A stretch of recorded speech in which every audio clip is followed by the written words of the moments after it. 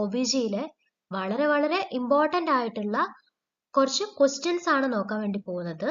AIIMS, NORCET, Kerala PSC പോലെയുള്ള എക്സാമിനൊക്കെ ഒരുപാട് പ്രാവശ്യം റിപ്പീറ്റഡ് ആയിട്ട് ചോദിച്ചിട്ടുള്ള ക്വസ്റ്റ്യൻസ് ആൻഡ് ആൻസേഴ്സ് ആണ്.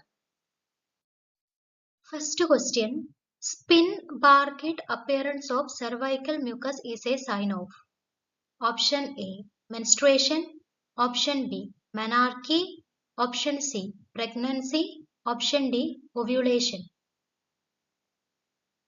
cervical mucusന്റെ സ്പിൻ ബാർക്കിഡ് അപ്പിയറൻസ് ഏത് കണ്ടീഷനിലാണ് കാണുന്നതെന്നാണ് ചോദിച്ചിരിക്കുന്നത്. The right answer is option D ovulation. Spinnbarkeit appearance എന്ന് പറയുമ്പോൾ സെർവൈക്കൽ മ്യൂക്കസ് നമ്മൾ ഫിംഗറിൽ വെച്ചിട്ട് അത് സ്ട്രെച്ച് ചെയ്ത് നോക്കുമ്പോൾ കുറച്ചും കൂടെ ക്ലിയർ ആയിട്ട് ഒരു സ്ട്രിങ്ങി അപ്പിയറൻസിൽ നമുക്ക് ആ ഒരു സെർവൈക്കൽ മ്യൂക്കസ് കാണാൻ വേണ്ടി പറ്റും. ഏകദേശം റോ എഗ് വൈറ്റ് പോലെ അല്ലെ, ഒരു മുട്ടയുടെ വെള്ള നമ്മൾ ഫിംഗർ ടിപ്പിൽ വെച്ചിട്ട് ജസ്റ്റ് സ്ട്രെച്ച് ചെയ്ത് നോക്കുമ്പം അത് സ്ട്രെച്ചബിൾ ആണ് അല്ലെ, കുറച്ചും കൂടെ ഇലാസ്റ്റിസിറ്റി ഉണ്ട് അതിനൊരു സ്ട്രിങ്ങി അപ്പിയറൻസ് നമുക്ക് കാണാൻ പറ്റും. ഏകദേശം അതുപോലെ തന്നെയാണ് ഓവ്യൂളേഷൻ പീരീഡിൽ ഒരു സ്ത്രീയുടെ സെർവൈക്കൽ മ്യൂക്കസ് അപ്പിയർ ചെയ്യുന്നത്. ഏറ്റവും കൂടുതൽ ഫെർട്ടിലിറ്റി ഉള്ള ഒരു ടൈമാണ് ആഫ്റ്റർ ഓവ്യൂളേഷൻ ടൈം അല്ലെ. സ്പേമിനെ ഈസിലി പെനിട്രേറ്റ് ചെയ്തിട്ട് ഇതുപോലെയുള്ള സെർവൈക്കൽ മ്യൂക്കസ് വഴി പോകാൻ പറ്റുമെന്നാണ് നമ്മൾ പറയുന്നത്. ഈ ഒരു പിക്ചറിൽ നിങ്ങൾക്ക് കാണാം, ഓവ്യൂലേഷൻ ഇല്ലാത്ത സമയത്ത്, നോട്ട് ഓവുലേറ്റിംഗ് ആവുന്ന സമയത്ത് ഡ്രൈ അല്ലെങ്കിൽ സ്റ്റിക്കി ആയിട്ടുള്ള ഒരു സെർവൈക്കൽ മ്യൂക്കസ് ആണ് കാണാൻ വേണ്ടി പറ്റുന്നത്. ഓവ്യൂലേഷൻ ടൈം ക്ലോസ് ആവുന്ന സമയത്ത്, അതായത് അടുത്ത് വരുന്ന സമയത്ത് വെറ്റ് ആൻഡ് വാട്ടറി ആണ് കാണുന്നത്. അതുപോലെ തന്നെ ഓവ്യൂലേഷൻ ആവുമ്പോഴേക്കും, ഏകദേശം ഓവ്യൂലേഷൻ സ്റ്റാർട്ട് ആവുമ്പോഴേക്കും ക്രീമി അപ്പിയറൻസിലുള്ള സെർവൈക്കൽ മ്യൂക്കസ് ആണ് കാണുന്നത്. ഓവ്യൂലേഷൻ ടൈമിൽ വെറ്റ് ആയിട്ടുള്ള സ്ട്രെച്ചി ആയിട്ടുള്ള ഒരു റോ എഗ് വൈറ്റിനെ റിസംബിൾ ചെയ്യുന്ന രീതിയിലുള്ള ഇതിനെയാണ് സ്പിൻ ബാർക്കിഡ് അപ്പിയറൻസ് എന്ന് പറയുന്നത്. ഇതുപോലെയുള്ള ഒരു സെർവൈക്കൽ മ്യൂക്കസ് ആണ് ഓവ്യൂലേഷൻ ടൈമിൽ നമുക്ക് കാണാൻ വേണ്ടിയിട്ട് പറ്റുന്നത്. Next question, the average blood loss in a normal menstrual cycle 200 to 250 ml, 50 to 100 ml, 100 to 150 ml. Last option 150 to 200 ml. ഒരു നോർമൽ മെൻസ്ട്രുവൽ സൈക്കിളിലുള്ള ആവറേജ് ബ്ലഡ് ലോസ് എത്രയാണ്? The right answer is 50 to 100 ml. 50 to 100 ml ആണ് normal ആയിട്ടുള്ള menstrual സൈക്കിളിലുള്ള blood loss എന്ന് പറയുന്നത്. Next question, constant phase in a menstrual cycle. Menstrual സൈക്കിളിലുള്ള constant phase ഏതാണ്? മെൻസ്ട്രുവൽ ഫേസ് ആണോ, പ്രോളിഫറേറ്റീവ് ഫേസ് ആണോ, ലൂട്ടിയൽ ഫേസ് ആണോ, ഓവ്യൂലേഷൻ ഫേസ് ആണോ, അല്ലെങ്കിൽ ഓവുലേറ്ററി ഫേസ് ആണോ? Constant phase in a menstrual cycle. Most constant phase എന്ന് പറയുന്നത് ലൂട്ടിയൽ ഫേസ് ആണ്. ഓപ്ഷൻ സി ആണ് റൈറ്റ് ആൻസർ. ലൂട്ടിയൽ ഫേസിനെ post ovulatory phase, secretory phase എന്നൊക്കെ പറയാറുണ്ട്. ഏകദേശം 15 to 28th ഡേ വരെയുള്ള പീരീഡിനെയാണ് നമ്മൾ ലൂട്ടിയൽ ഫേസ് എന്ന് പറയുന്നത്. അതായത് 28th ഡേ മെൻസ്ട്രുവൽ സൈക്കിൾ ഉള്ള 28 ഡേയ്സ് മെൻസ്ട്രുവൽ സൈക്കിൾ ഉള്ള ഒരു സ്ത്രീയുടെ 15 to 28 ഡേ വരെയുള്ള ആ ഒരു പീരീഡിനെയാണ് നമ്മൾ ലൂട്ടിയൽ ഫേസ് അല്ലെങ്കിൽ post ovulatory phase, secretory phase ഒക്കെ എന്ന് പറയുന്നത്. എന്ന് പറയുമ്പം ഏകദേശം 14 ഡേയ്സോളം നീണ്ടു നിൽക്കുന്ന മോസ്റ്റ് കോൺസ്റ്റന്റ് ആയിട്ടുള്ള ഫേസ് ആണ് ലൂട്ടിയൽ ഫേസ്. ലൂട്ടിയൽ ഫേസ് എന്ന് പറയുന്നത് period between ovulation to beginning of next menses. ഒരാളുടെ ഒവ്യൂലേഷൻ നടന്നതിന് ശേഷം മുതൽ ആളുടെ നെക്സ്റ്റ് മെൻസസ് സ്റ്റാർട്ട് ചെയ്യുന്നത് വരെയുള്ള പീരീഡിനെ ലൂട്ടിയൽ ഫേസ് എന്ന് പറയുന്നു. എന്ന് പറയുമ്പം 28 ഡേയ്സ് സൈക്കിളുള്ള ഒരു ലേഡിയിൽ 15 to 28 ഡേ വരെയുള്ള സമയത്തിനെ ലൂട്ടിയൽ ഫേസ് എന്ന് പറയുന്നു. എന്ന് പറയുമ്പം ബാക്കി എല്ലാ ഫേസുകളെയും എടുത്തു നോക്കുമ്പോൾ ഏറ്റവും കോൺസ്റ്റന്റ് ആയിട്ടുള്ള ഫേസ് ആണ് ലൂട്ടിയൽ ഫേസ് എന്ന് പറയുന്നത്. Next question, ovarian cycle is initiated by progesterone, oestrogen, endorphins, follicle stimulating hormone. Ovarian cycle initiate ചെയ്യുന്ന hormone? The right answer is follicle stimulating hormone. Ovarian cycle initiate ചെയ്യുന്നത് follicle stimulating hormone ആണ്. Next question. Hot flashes, disturbed sleep and mood disturbances are seen during the period of gestational diabetes, menarche, menopause, ovulation. Hot flashes, അതുപോലെ disturbed sleep അല്ലെ, ഉറക്കം നഷ്ടപ്പെടുന്നു, mood disturbances കാണുന്നു അല്ലെ, ഭയങ്കരമായിട്ട് ചൂട്, ശരീരത്തിന് ഒരു ഫീവറിഷ് ഫീലിംഗ് തോന്നുന്നു, അത് കഴിഞ്ഞിട്ട് ഭയങ്കര സ്വെറ്റിംഗ് വരുന്നു അല്ലെ, ഇതെല്ലാം സ്ത്രീകളിൽ ഏത് കണ്ടീഷനിലാണ് കാണാറുള്ളത്? The right answer is menopause. Menopause അല്ലെങ്കിൽ ആർത്തവ വിരാമം അല്ലെ, അങ്ങനെയുള്ള അവസ്ഥയിലാണ് ഇതുപോലെയുള്ള ഹോട്ട് ഫ്ലാഷസ്, മൂഡ് ഡിസ്റ്റർബൻസസ് അല്ലെ, അവർക്ക് ഭയങ്കരമായിട്ട് ഇറിറ്റേഷൻസ്, സ്വെറ്റിംഗ്, ഒരു ഫീവറിഷ് ഫീലിംഗ് എല്ലാം തോന്നുന്നത് മെനോപോസിലാണ്. Next question. Main cause of menopause is lack of progesterone, excess of estrogen, lack of estrogen, excess of progesterone. മെനോപോസിന്റെ മെയിൻ കോസ് എന്താണ്, അല്ലെങ്കിൽ എന്ത് കാരണം കൊണ്ടാണ് മെനോപോസ് സംഭവിക്കുന്നത്? ഏത് ഹോർമോണിലുള്ള വേരിയേഷൻ ആണ്? പ്രധാനമായിട്ടും ഏത് ഹോർമോണിലുള്ള വേരിയേഷൻ ആണ്? പ്രൊജസ്റ്റിറോൺ കുറയുന്നതാണോ, അല്ലെങ്കിൽ ഈസ്ട്രജൻ കുറയുന്നതാണോ, ഈസ്ട്രജൻ കൂടുന്നതാണോ, അല്ലെങ്കിൽ പ്രൊജസ്റ്റിറോൺ കൂടുന്നതാണോ? The right answer is lack of estrogen. Estrogen എന്ന് പറയുന്ന ഹോർമോൺ സ്ത്രീകളിൽ പ്രത്യേകിച്ചും സെക്കൻഡറി സെക്ഷൽ ക്യാരക്ടേഴ്സിന് കാരണമാവുന്ന അല്ലെ, ഇങ്ങനെ ഒരുപാട് സ്ത്രീകളിലെ ഒരു മെയിൻ ഹോർമോൺ ആണ് ഈസ്ട്രജൻ എന്ന് പറയുന്നത്. ഈ ഈസ്ട്രജൻ കുറയുന്നതാണ് സ്ത്രീകളിൽ മെനോപോസിന്റെ മെയിൻ റീസൺ ആയിട്ട് പറയുന്നത്. Deaths occurring from 28 days of life to under 1 year are called post neonatal death, infant mortality rate, neonatal mortality rate, perinatal mortality rate. 28 ദിവസം മുതൽ ഒരു കുഞ്ഞിന്റെ 28 ദിവസം മുതൽ ആ കുഞ്ഞൊരു 1 year പ്രായമാവുന്നത് വരെയുള്ള സമയത്ത് നടക്കുന്ന ഡെത്തുകൾ നമ്മൾ അതിനെ ഏത് ഡെത്തിലാണ് ഉൾപ്പെടുത്തിയിരിക്കുന്നത്? പോസ്റ്റ് നിയോനാറ്റൽ ആണോ, ഇൻഫന്റ് മോർട്ടാലിറ്റി ആണോ, നിയോനാറ്റൽ മോർട്ടാലിറ്റി എന്നാണോ, അല്ലെങ്കിൽ പെരിനാറ്റൽ മോർട്ടാലിറ്റി റേറ്റ് എന്നാണോ പറയുന്നത്?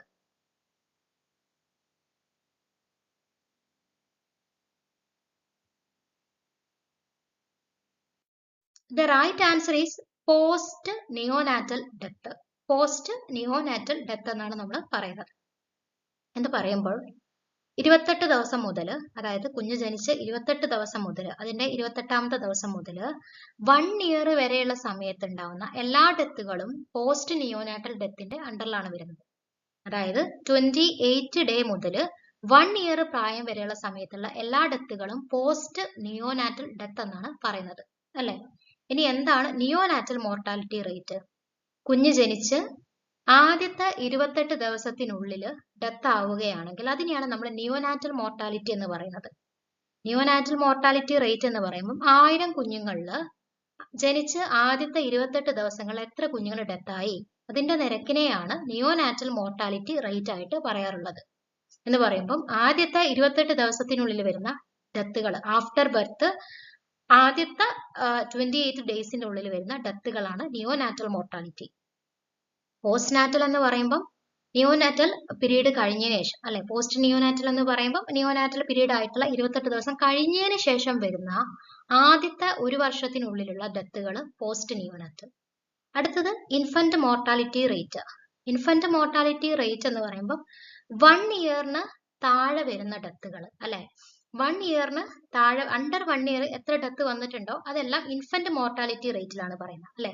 1000 ലൈവ് ബർത്തില് എത്ര കുഞ്ഞുങ്ങൾ 1 year താഴെ എത്ര നമ്പർ ഓഫ് ഇൻഫന്റ് ഡെത്ത് ആയിട്ടുണ്ടോ അതാണ് IMR, infant mortality rate.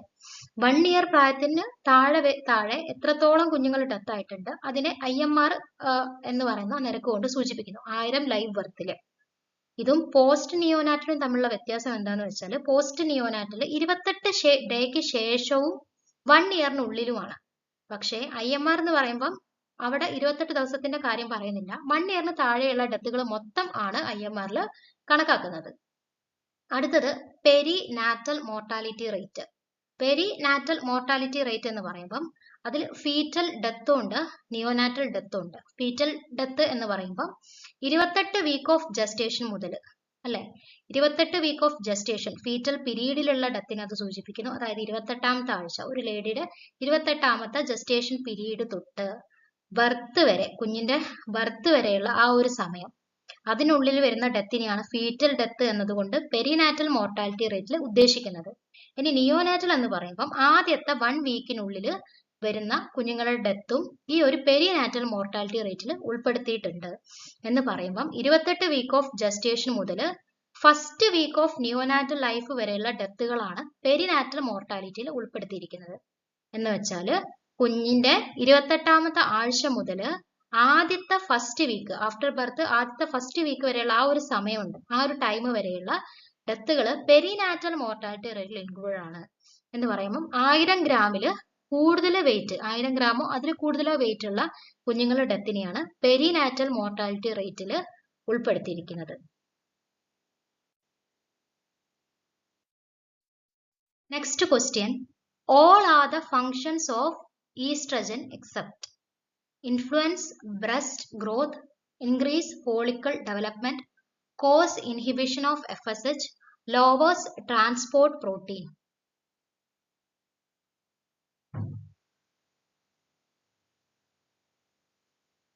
Oestrogen എന്ന് പറയുന്ന ഹോർമോൺ ബ്രസ്റ്റ് ഗ്രോത്തിനെ ഇൻഫ്ലുവൻസ് ചെയ്യുന്നുണ്ട്.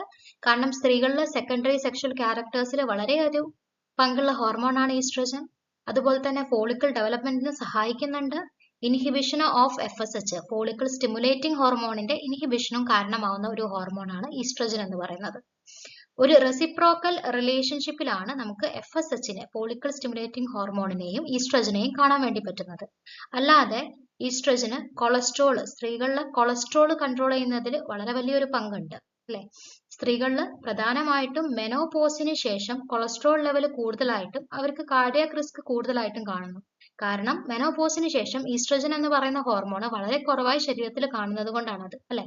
The right answer is option D, അല്ലെ, ലോവേഴ്സ് ട്രാൻസ്പോർട്ട് പ്രോട്ടീൻ എന്ന് പറയുന്ന ആ ഒരു ഓപ്ഷനാണ് ഇതിൽ തെറ്റായിട്ടുള്ളത്.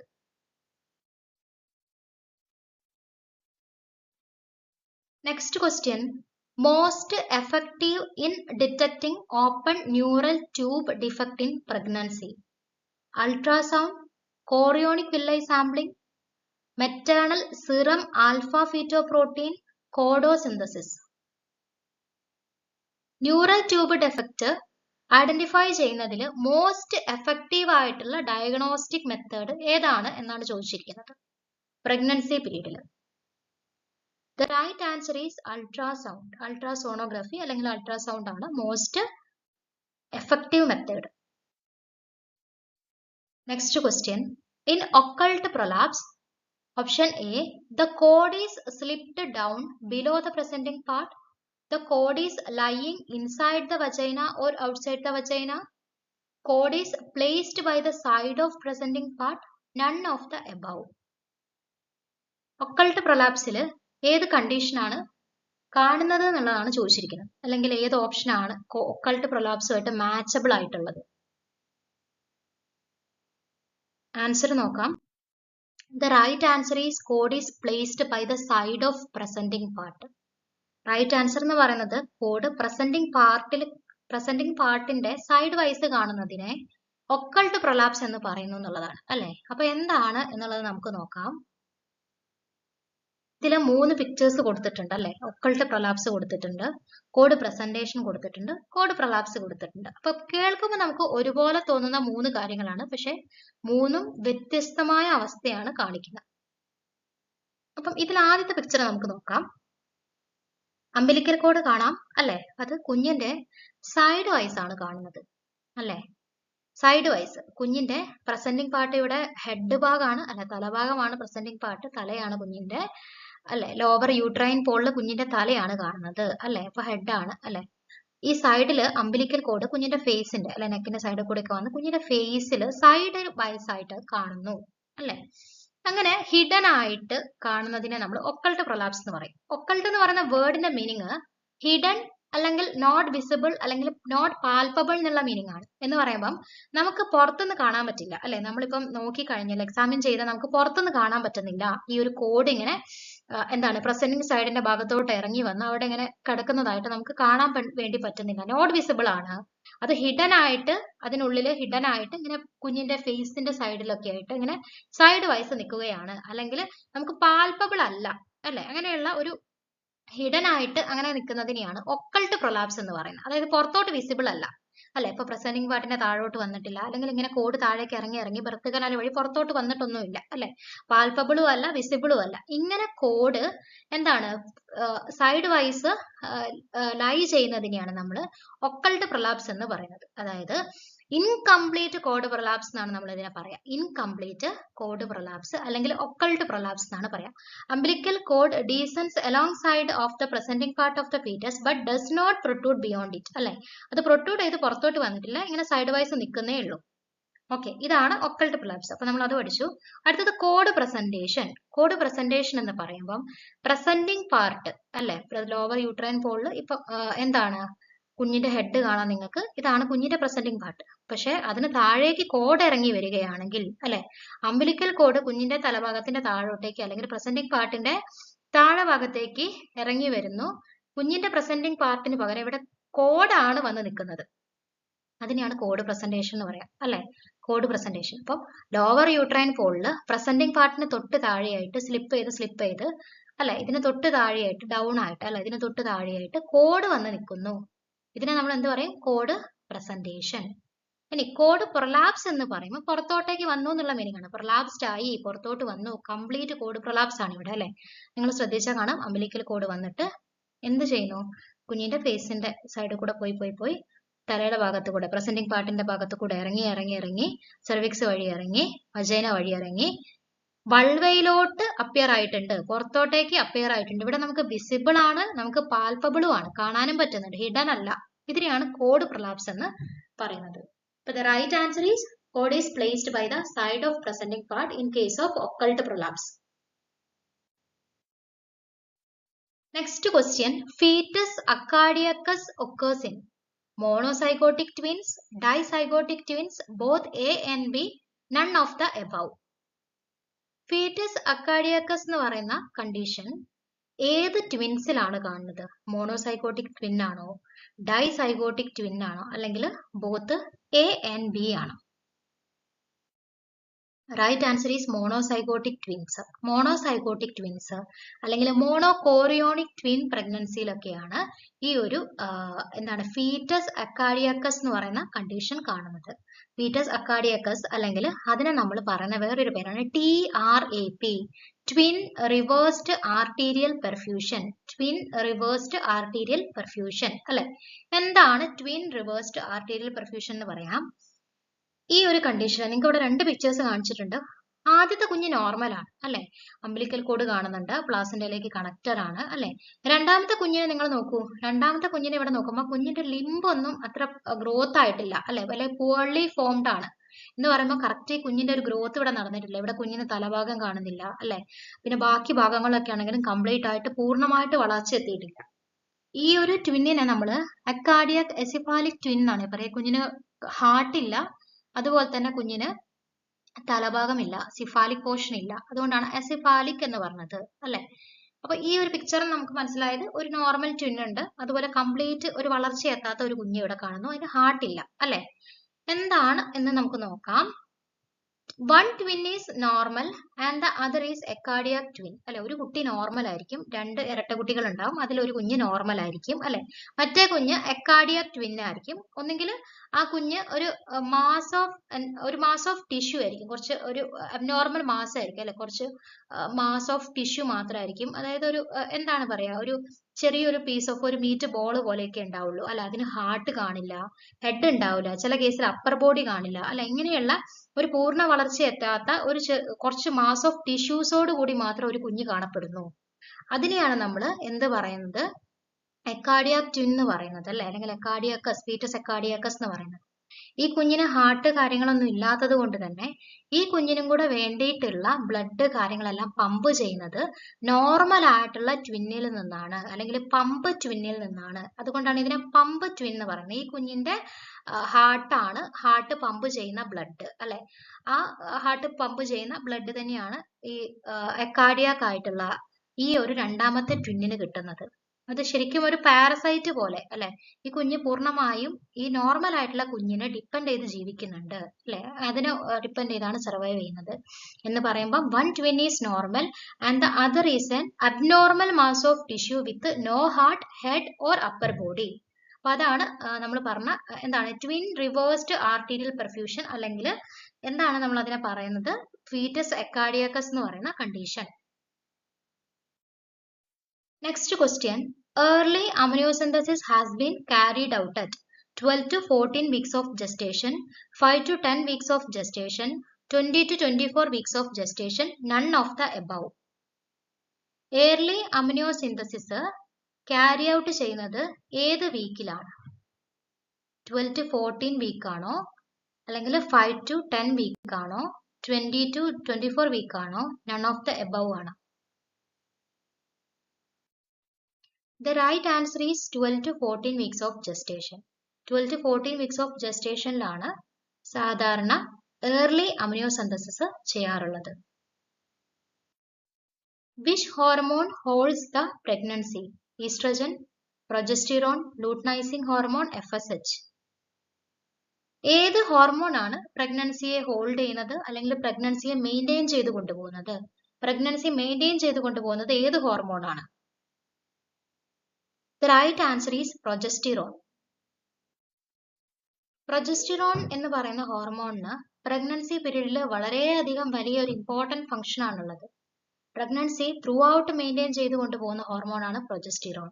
അതുപോലെ ഇംപ്ലാന്റേഷൻ ഫെസിലിറ്റേറ്റ് ചെയ്യുന്നുണ്ട്, യൂട്രൈൻ മോട്ടിലിറ്റി കുറയ്ക്കുന്നതിന് സഹായിക്കുന്നുണ്ട്, എൻഡോമെട്രിയത്തിന്റെ വോള് തിക്കനിങ് ആക്കുന്നതിനും അതിലോട്ടുള്ള ബ്ലഡ് സപ്ലൈ കൂട്ടുന്നതിനും ഒക്കെ സഹായിക്കുന്നത് പ്രൊജസ്റ്റിറോൺ എന്ന് പറയുന്ന ഹോർമോണാണ്. അതുകൊണ്ടാണ് പ്രഗ്നൻസി മെയിൻ്റനൻസ് ഹോർമോൺ ആയിട്ട് പ്രൊജസ്റ്റിറോണിനെ നമ്മൾ പറയുന്നത്. Increase in basal body temperature after ovulation is due to estrogen, progesterone, luteinizing hormone, gonadotropin releasing hormone. Basal body temperature after ovulation ചെറുതായിട്ട് ഇൻക്രീസ് ചെയ്യുന്നുണ്ട് അല്ലെ.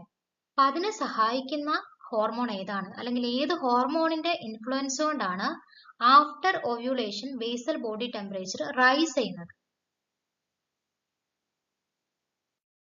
The right answer is progesterone. Rise in basal body temperature after ovulation is 0.3 to 0.5 degrees Celsius. Early pregnancy inhibin is secreted by. Early pregnancy inhibin secrete ചെയ്യുന്നത് ഏത് structure ആണ്? Corpus luteum ആണോ, Leydig cells ആണോ, ovary ആണോ, surface epithelium ആണോ? Early pregnancy inhibin is secreted by. Inhibin എന്ന് പറയുന്ന hormone early പ്രഗ്നൻസിയിൽ ഏത് സ്ട്രക്ചർ ആണ് സെക്രീറ്റ് ചെയ്യുന്നത്?